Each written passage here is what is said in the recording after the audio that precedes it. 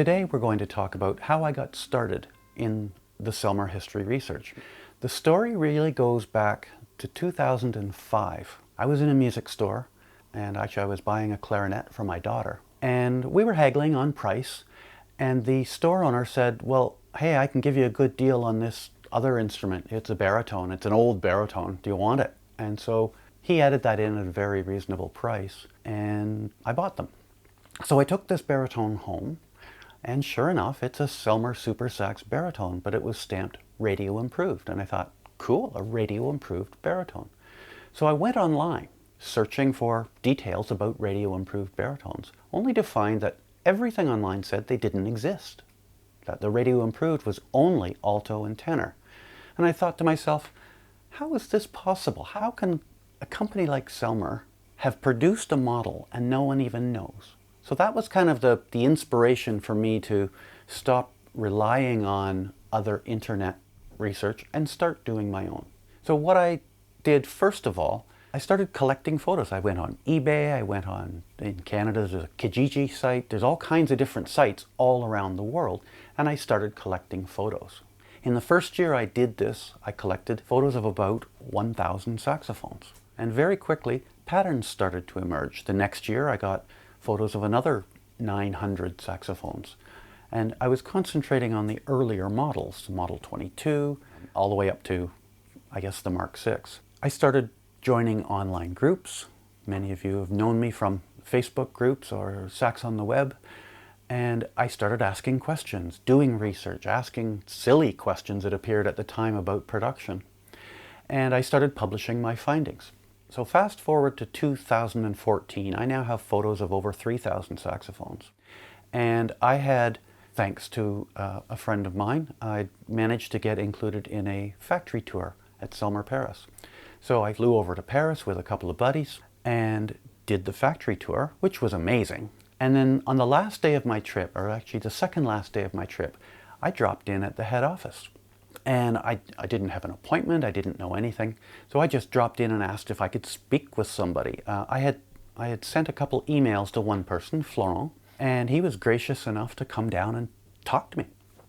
So we had a chat, but it was the end of the day, and I said, the one thing I'd love, if at all possible, I said, I know you have archive records, and I know that nobody gets to see them. Is it possible for me to see a few?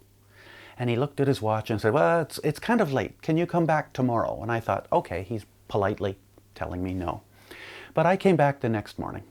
He walked me up to the third floor, opened up this beautiful old wooden filing cabinet. Inside there were just stacks of books. And he looked at me and said, have a great day. So I got out my camera, started organizing the books, and started photographing. That day I had photographed 9 books, covering production from serial number 5,000 to serial number 63,000. Needless to say, on the plane on the way home until the battery died on my laptop, I was furiously looking at all the information. I got home and I realized, wow, I need to do this. So I came back a couple more times and eventually photographed all 189 books. Now there's 106 saxophone books, 30 or so clarinet books, trumpets, flutes, guitars. So everything SELMER Paris produced was written down in these archive books from 1926 to about 2004. That's the time at which they started to switch over to computer records, so that the physical books became kind of irrelevant.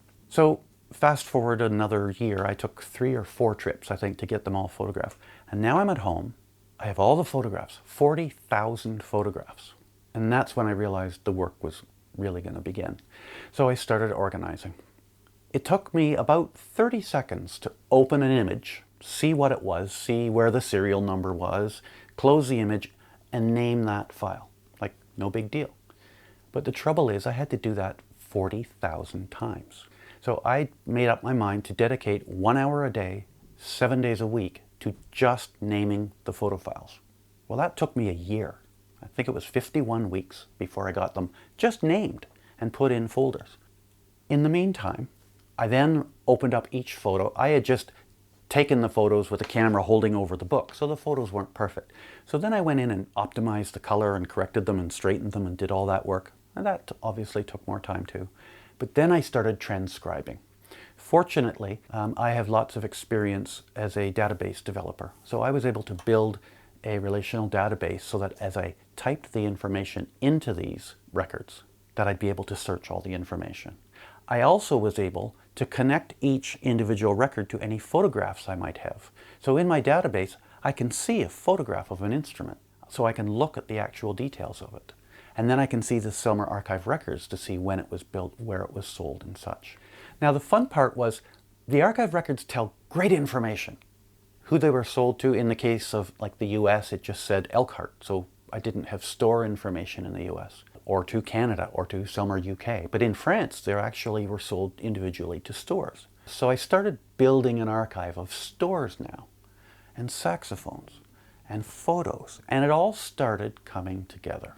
It took me about 8 years, and I laugh when I say it because it's ridiculous. I spent at least 40 hours a week. So it was basically a full-time job for 8 years to get 686,000 Selmer saxophones into a searchable database. I kept working on photos. As of right now, I have about 126,000 photos of 11,600 separate saxophones. So the archives themselves have great information, but they don't talk much about features or models. The photos clearly indicate the model. So the archive records and the photo records combined have become a really powerful research tool. And I'm sure anybody watching this video has probably talked to me or read about me giving information on the saxophones and the models. It's the combination of those two elements that really make my research functional. So the archives, I've got. Photos I continue to collect. So please, if you have an interesting Selmer saxophone, send me an email. Send me some photos. I'm happy to share whatever information I can. And together, we can continue to make this research a live part of my future for the next 20 or 30 years.